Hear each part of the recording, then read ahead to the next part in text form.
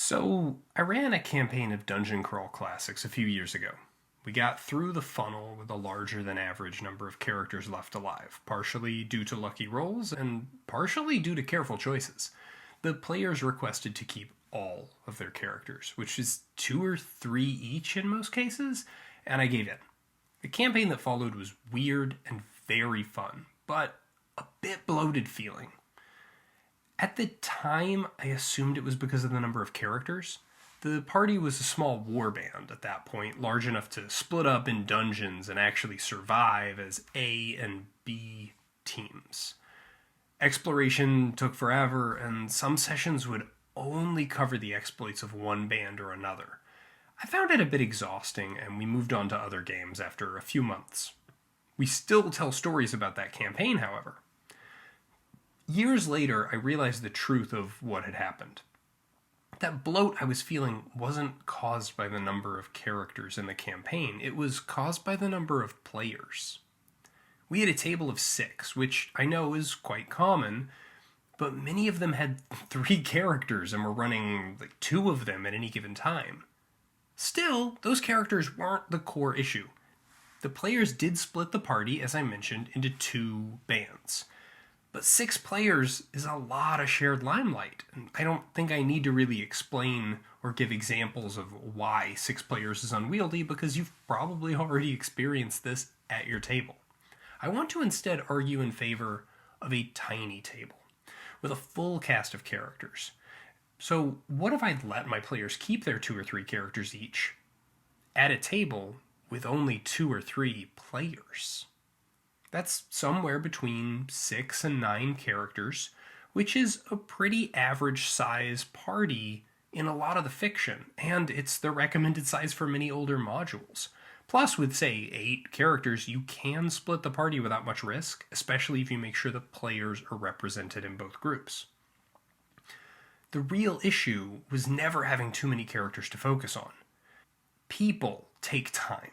They have needs, feelings, lives outside the game. Characters don't because they don't really exist. The spotlight can fall on them when it needs to. They aren't getting bored or offended when it doesn't. The issue is having to wait on 5 or 6 other human beings to regain focus, make decisions, go to the bathroom, finish chewing their pretzels, go outside to smoke, exist. So, making my argument in favor of the tiny table, I want to go through a couple of common issues and show how having only 3 or even as few as 2 players with multiple characters might help solve them. So the first is interpersonal drama. A lot of the fiction we draw inspiration from has interpersonal drama. You think your historical friction between dwarves and elves, or a spiritual and moral conflict between a paladin and the party's warlock. This drama's fun until it isn't. It can end up very one-sided, people have varying degrees of patience for a lot of this stuff, and sometimes tone or intention is a bit hard to read. But wait, you have 2 or 3 characters, and you like the idea of a firebrand priest forced to partner up with a practitioner of the dark arts? Great, play both of them. Want a character with sticky fingers? Cool, steal from your other characters. If another player wants in on the drama, they'll let you know. And if you're worried about some theater nerd hogging all the spotlight talking to himself for a half an hour straight, remember, there's only 2 or 3 players in the game. You get about a third of the spotlight anyway. There is a lot more time for you to get up to this sort of mischief. The next issue is replacement characters. So when a character dies, I, as the dungeon master, often want to get that character's player back into the game as soon as possible, because it's really boring to sit out. Well, right away, they aren't out of the action. They have at least one other character. And as far as replacing the fallen character, here's my suggestion. They train their own replacement. Maybe one of the characters is a brave knight and another is his put-upon squire. Or you play a wizard and his apprentice. Or a scheming noble named Edmund and his bumbling servant Baldric. Now you can play out all that interpersonal drama and comedy, and your character has a cool backstory that you created at the table. The paranoid old wizard finally dies in a final battle with the Lich, and now his apprentice inherits the ancient tome of spells he's coveted since leaving his village years ago.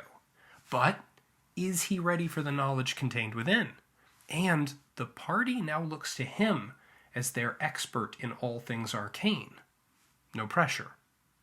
That's an origin story I care about. The next issue is scheduling.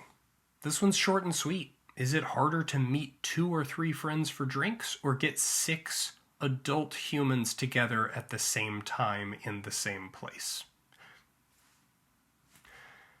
Finally, let's say you don't have enough friends who want to play D&D. Well, there you go. I said 2 or 3 players. Ignore the 3. Just 2 players. 2 people you can get together once a week. Give them 3 characters each. They only have to get along with each other and you. I personally prefer 3 for tiebreaker situations, but get those 2 players to agree that you, the dungeon master, will break ties, or they have to flip a coin. I think you're good to go. You will be amazed at how much fun players have when they almost never have to wait for their turn, and they have a much greater say over what's going on in the game. And that's it.